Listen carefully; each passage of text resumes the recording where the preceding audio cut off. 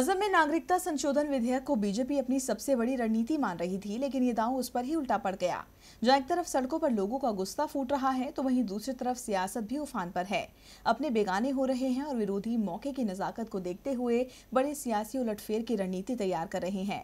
कांग्रेस ने सूबे में बीजेपी को झटका देने के लिए ऐसा दांव चल दिया है जिससे पार्टी का बौखलाना तय है।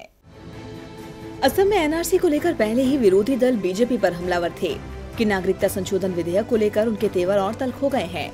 संसद में मोदी सरकार पर बरसने के बाद अब सूबे में कांग्रेस ने बीजेपी सरकार को हिलाने की तैयारी कर ली है। मुख्यमंत्री सर्बानंद सोनोवाल को बीजेपी छोड़ने और उनकी पार्टी के समर्थन से नई सरकार बनाने की पेशकश की।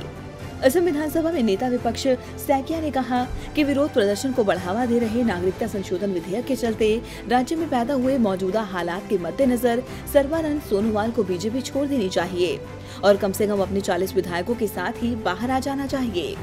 कांग्रेस ने सीएम सोनोवाल को बड़ा ऑफर देते हुए कहा कि अगर वो बीजेपी छोड़ेंगे तो हम उन्हें फिर से असम का मुख्यमंत्री बनवा देंगे। 126 सदस्य विधानसभा में हमारे पास 25 विधायक हैं। हम नई सरकार बनाने के लिए असम गण परिषद और अन्य दलों का समर्थन ले सकते हैं। कांग्रेस तो सूबे में बीजेपी की सरकार गिराने की रणनीति तैयार कर रही है, लेकिन अगर आंकड़ों पर गौर करें तो मौजूदा वक्त में विधानसभा में बीजेपी के पास 61 विधायक हैं। कांग्रेस के 25, एजीपी के 14, एआईयूडीएफ के 13, बोडोलैंड पीपल्स फ्रंट के 12 विधायक हैं।